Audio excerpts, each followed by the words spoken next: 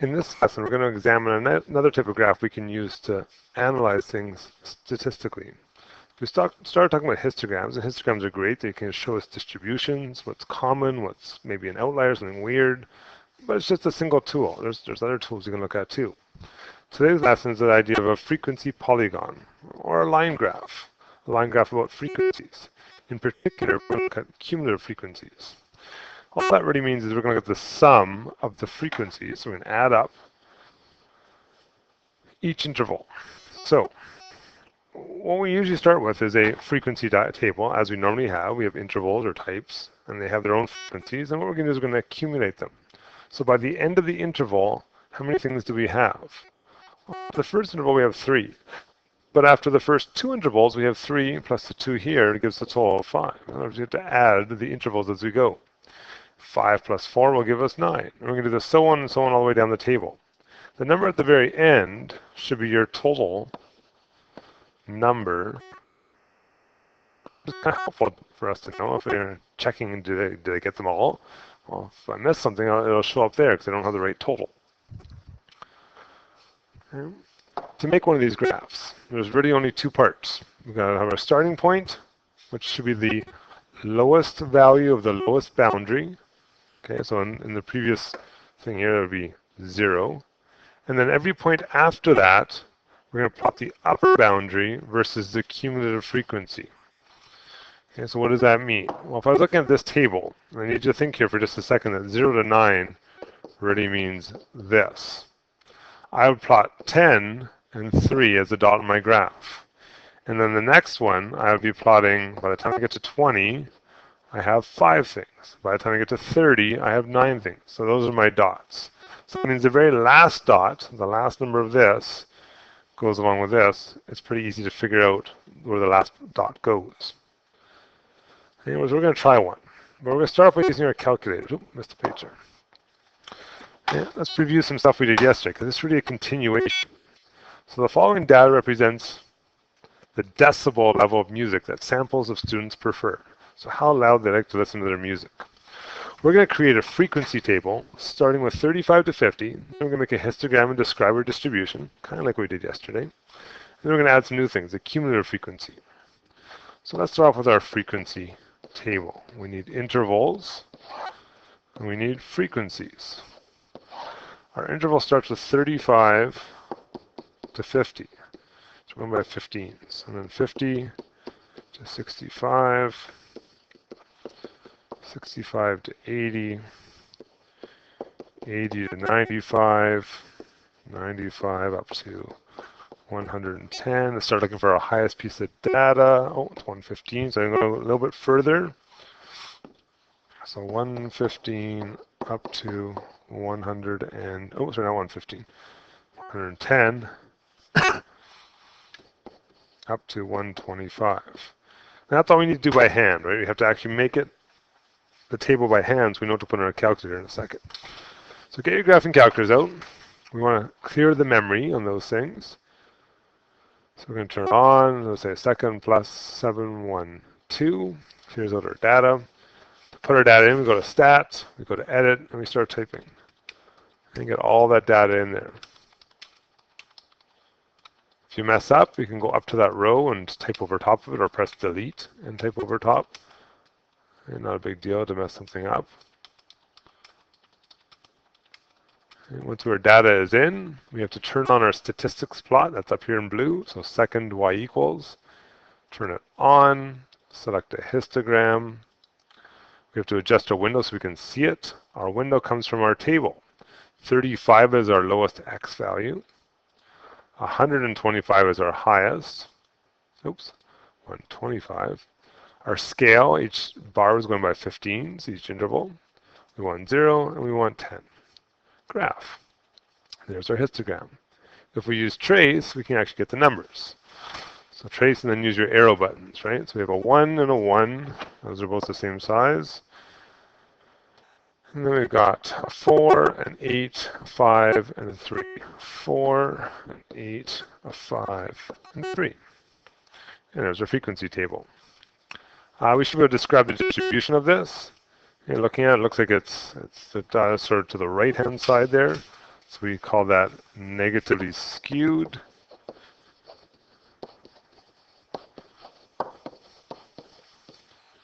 And it has this idea of the shape is more to the right than it is in the middle, so it's not symmetrical, it's skewed. And then we're going to try a new thing for today. The new thing is we want to add a cumulative frequency column. I'm going to add on to the end of my table here. Cumulative frequency. I'm going to add up each row as I go. So far I've got 1. 1 plus 1 makes 2. 2 plus 4 makes 6. 14, 19, and 22. And for a quick check to see if I'm on the right track, let's count up how many pieces of data we have. 1, 2, 3, 4, 5, 6, 7, 8, 9, 10, 11, and 2 rows makes 22. So my cumulative frequency number matches how many pieces of data I think there are, 22. Okay, so the last part asks us to graph this. So to graph this, we need the information from the table. Same table, we're just going to use the intervals and the green numbers. So the graph paper you have available to you, I'm going to use it the way it is.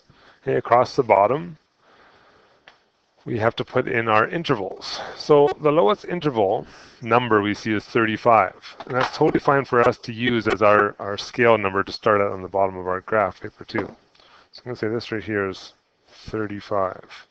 And then we're going to pick a scale. So our intervals go up by 15. You could go up by 15 if you want to. I'm going to use every 2 big blocks as 15. So 50, 65, 80, 95, 110, and 125. This is decibels. Our other scale has to go up to a high of 22. We're using cumulative frequency, remember. So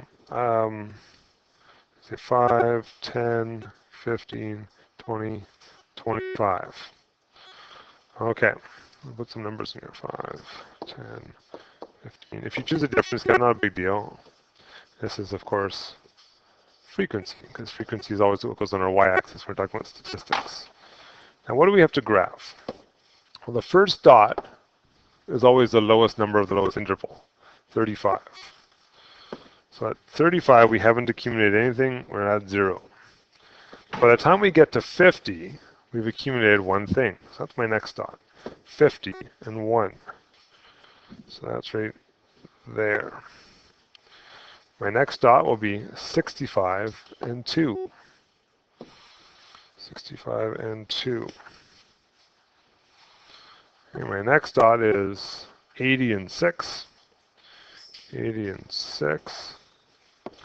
And then 95 and 14. 95 and 14. And then 110 and 19.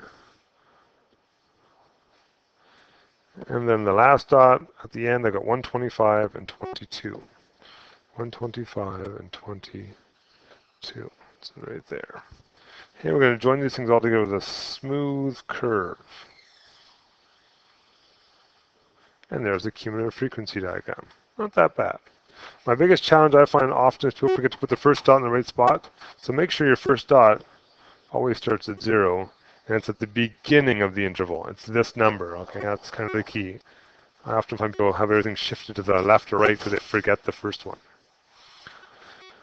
Okay, so that's making a graph. How about reading off a graph? Can we work backwards? So here's a frequency diagram. I want to make the table from that. So what do we need? We need intervals. We need frequency. And we need cumulative. My intervals I can see by looking at where the dots are. So I have a dot here, I have a dot here, I have a dot here. Don't just blindly follow the numbers. It turns out, yes, it is the numbers in this case, but actually look for the dots. Okay, so I need to go from 0 to 1, 1 to 2, 2 to 3, 3 to 4, 4 to 5, and 5 to 6. You know, I stop at 6. That's the last dot. Okay, for cumulative frequency tables, it's easier to make the cumulative frequency column first. That's what the graph is showing us. So by the end of the first interval, I've accumulated one thing. By the end of the second interval, I'm up to a total of about 6. It's good to draw the lines during your graph if you need to, okay? Next one I've got about 14. The next one I have about 17, and I'm saying about, because we're estimating off a graph. It can be often difficult to tell. So I'm okay with us having slightly different numbers. Not huge differences, but slightly different. Okay, the last number is obviously at 50, it's right on the line. It tells me there's 50 pieces of data were measured. To find the frequency column, remember the idea that is we were adding. So if I had to add something to get to a total of 1, obviously I start with 1. I had to add something to get to 6. Well, then I got 5. What I add? 14? Or 14 minus 6. That makes 8. 14 makes 19. Okay, so we can work forward or backwards. Have the graph, make the graph. Depends on which point you're trying to use it for. Now, in addition to making graphs, we actually want to be able to use them. So what is a frequency diagram used for? Histograms are for shape, outliers, modes. Frequency diagrams are for percentiles. A percentile is used to find the amount of data below a certain point. We can also call them cutoff values. So for instance, the 25th percentile has 25% of the data below it. Okay, so if you scored at the 90th percentile on the last test, you're better than 90% of the people who took it. Okay, it's telling you how much data is below. To find these, we use our cumulative frequency diagram. So we're going to look at 2 examples here, the 25th percentile and the 60th percentile. To find the 25th, we take our percentile and turn it into a percent, so divide by 100. And then you want to multiply by how many pieces of data you have. So if we look at the music volume, back here, we have a table. The table said that there are 22 pieces of data in that whole thing. It's 22, right? That's how many pieces of data we have. The cumulative frequency number. So a quarter of 22, or 25% of that, comes out to 5.5. This tells me where to look on the cumulative. So I'm going to have to use my graph now. So here's my graph. I want to find 5.5 on my cumulative frequency. That's this column. 5.5 is right about here. So if I draw a line at 5.5 and I go down, I get approximately, I'm going to say about 78 decibels. Okay, so the 25th percentile equals 78 decibels. So 25% of people listen to music that have 78 decibels or less. We can do the same thing with the 60th percentile. So give it a try. So 0.6 times 22 is what, that 13.2. Now these aren't nice numbers. Okay, they're not usually can be nice numbers. Sometimes they'll work out nice. They don't have to be nice numbers. We can find approximately 13.2. So 12.5, 13, right about there. And we're approximating off our graph, right? So we come down. And we're going to say approximately, I'm going to say that's, well, this number here is 87.5. That's probably pretty close to 91. Okay, so the 60th equals 91 decibels. 60% of people like to listen to music that has 90 decibels or quieter. 40%, the other part of this would be 91 decibels or higher. Okay, so that's a forward kind of question. We can use this. We can also work backwards. What percentile would a volume of 80 decibels be at? Well, we can work this backwards. Let's find 80 decibels on our graph. 80 decibels is right here. So I go up, I go across. 80 decibels is about 6. And 6 out of, how many pieces of data do we have? We had 22 pieces of data. This is the number of data. So we actually have to do a calculation this time to get a percent. Okay, we type in our calculator, 6 divided by 22. And we would say the 27th, approximately, because 27.2 actually, percentile. And there's some cumulative frequency graphs.